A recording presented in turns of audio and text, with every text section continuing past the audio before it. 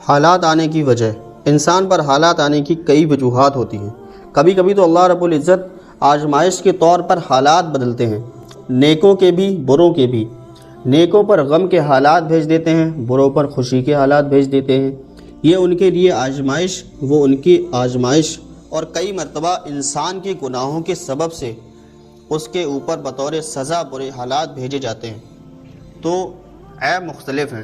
جب کہا میں نے کہ یا اللہ میرا حال دیکھ، حکم آیا میرے بندے نام اعمال دیکھ، تو کبھی اس قسم کے حالات گناہوں کے سبب آتے ہیں، لیکن دونوں میں فرق ہے۔ پتہ چل جاتا ہے یہ حالات آزمائش کے طور پر ہیں یا سزا کے طور پر۔ حالات بطور آزمائش ہونے کی علامت، دراصل دو باتیں ہیں کہ اگر وہ حالات آزمائش بن کر آتے ہیں تو ان سے انسان کے رجوع الی اللہ اور انابت الی اللہ میں اضافہ ہو جاتا ہے۔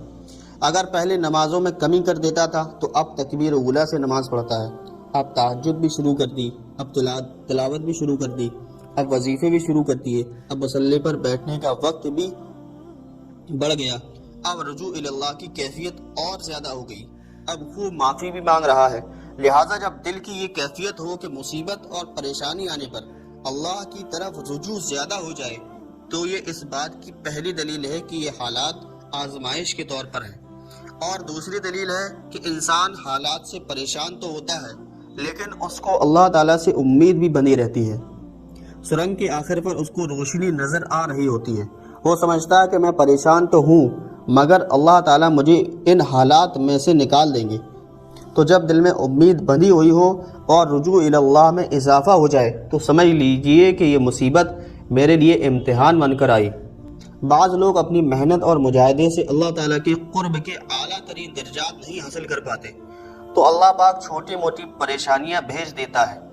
جب وہ ان پر صبر کرتے ہیں تو اللہ تعالیٰ ان کو سبب بنا کر ان کو اعلیٰ درجات عطا فرماتے ہیں۔ تو مومن جب یہ دیکھتے ہیں کہ حالات تو اس وقت ایسے ہیں کہ مجھے ہر طرف دبایا جا رہا ہے، جیسا حال ہو زمین اپنی فراخی کے باوجود بندے پر تنگ ہو جائے لیکن اس کا دل مطمئن ہو، امید لگی ہوئی ہو، تو وہ سمجھ لے کہ یہ پروردگار کی طرف سے میرے لیے ہدیہ ہے اور تحفہ ہے۔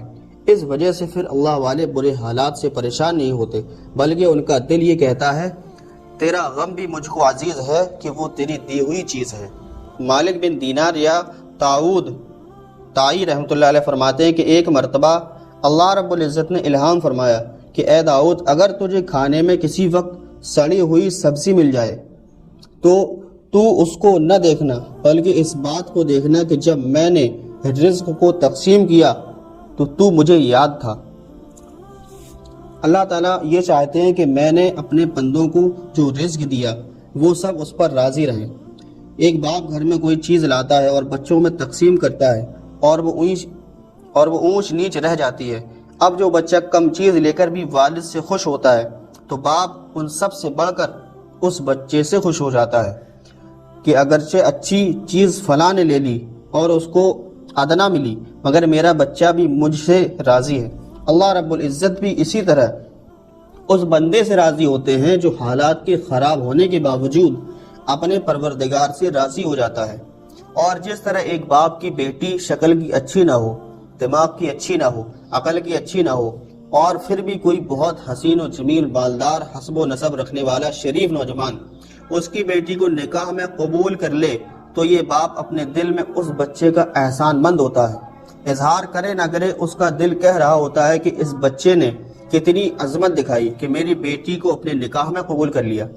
اسی طرح برے اور مخالف حالات کے باوجود جو بندہ اپنے رب سے راضی ہوتا ہے تو اللہ رب العزت بھی اس بندے سے بہت راضی ہوتے ہیں کہ یہ میرا کتنا اچھا بندہ ہے کہ اس حال میں بھی مجھ سے راضی ہے۔ اس لیے حدیث پاک میں آتا ہے کہ جو انسان دنیا میں اللہ رب العزت کے تھوڑے رزق پر راضی ہو جائے گا، اللہ تعالیٰ قیامت کے دن اس کے تھوڑے اعمال پر راضی ہو جائیں گے۔ تو مومن ہر حال میں اللہ رب العزت سے راضی ہوتا ہے۔ حالات میں تھوڑی اونچ نیچ تو ہوتی رہتی ہے، حالات تو آتے جاتے رہتے ہیں،